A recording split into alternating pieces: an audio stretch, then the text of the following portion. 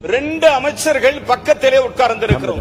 ரெண்டு பேரும் பட்டியலினத்தை சார்ந்தவர்கள். அதிசயம் என்ன தெரியுமா? தளபதி விஜய் சார் அவர்களினுடைய ஆட்சியிலே உயர்கல்வித்துறையை சார்ந்தவரும் பட்டியலினத்தை சார்ந்தவர், பள்ளிக்கல்வியினை சார்ந்தவரும் பட்டியலினத்தை சார்ந்தவர். மிகப்பெரிய கௌரவம் அந்த இடத்தில் இருக்கிறது.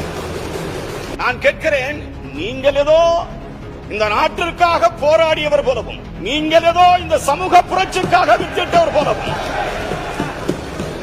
ஐயா நாங்கள் ஒன்றும் மலையாளிகள் அல்ல, நாங்கள் ஒன்றும் தெலுங்கர்கள் அல்ல, நாங்கள் ஒன்றும் கன்னடர்கள் அல்ல, நாங்கள் பச்சை தமிழர்கள்.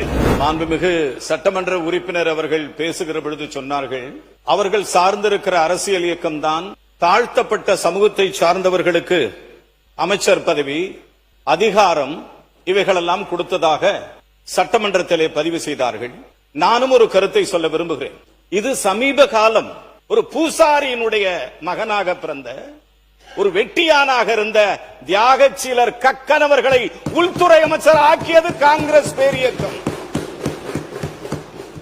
ஆலயத்துக்குள் தாழ்த்தப்பட்டவன் நுழையக்கூடாது என்கிற மிகப்பெரிய வியாக்கியானங்கள் இருந்த காலகட்டத்தில் ஒரு சில பேர் கோயில் வாசலுக்கு முன்னால் தாழ்த்தப்பட்டவன் மீனாட்சி அம்மன் கோயிலுக்குள் போக வேண்டுமென்றால் மலச்சட்டியை கொண்டு அவன் தலையிலே அடிக்க வேண்டும் என்று மிகப்பெரிய வியாக்கியானங்கள் இருந்த காலகட்டத்தில் பரமேஸ்வரன், கக்கன் போன்ற தலைவர்களை காங்கிரஸ் பேரியக்கம் உருவாக்கி அதிகாரத்தை